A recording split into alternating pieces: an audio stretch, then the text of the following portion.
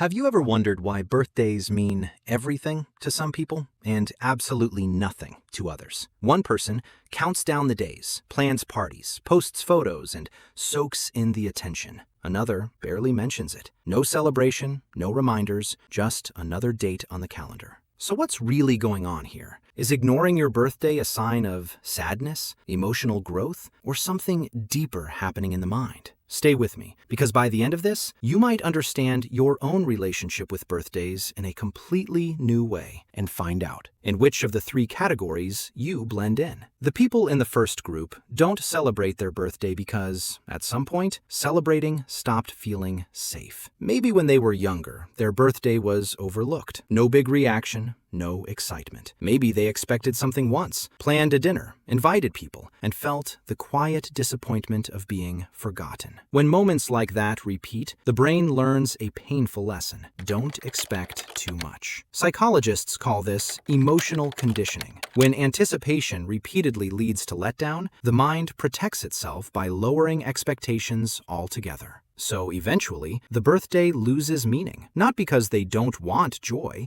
but because avoiding hope feels less painful than risking disappointment. To the outside world, it looks like indifference, but underneath, it's self-protection. If you identify with the second group, you don't ignore your birthday on purpose, you're just overwhelmed. Life moves fast. Deadlines, responsibilities, stress, routines. The days blur together, and suddenly it's evening, and the birthday is almost over. This isn't emotional avoidance. It's something psychologists often describe as cognitive overload. When the brain is constantly juggling tasks, it struggles to emotionally register special moments. Not because they don't matter, but because the mind is in survival mode. For these people, the birthday doesn't disappear because it's unimportant. It disappears because everything else is demanding attention louder. And then there's the third group, the most misunderstood one. These people know it's their birthday. They just don't feel the need to make it a big deal. This isn't loneliness, it isn't stress, and it isn't bitterness. It's internal validation. Psychological research shows that people who rely heavily on external recognition, attention, praise, celebration, often experience emotional highs and lows depending on how others respond to them. But people who've developed a strong internal sense of worth don't need a specific day to feel valuable. This idea connects to self-determination theory, which suggests that well-being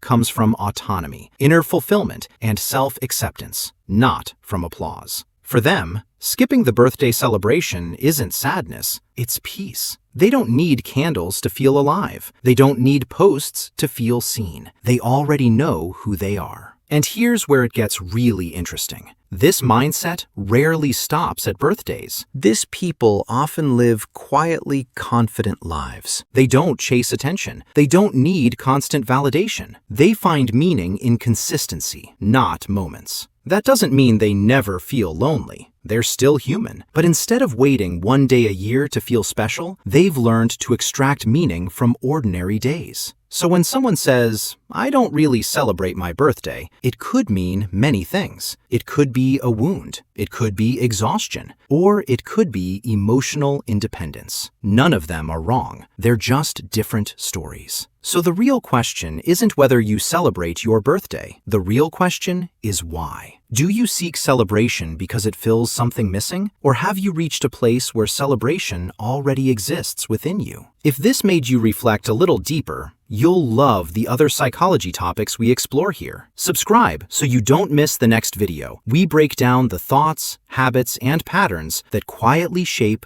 who you are.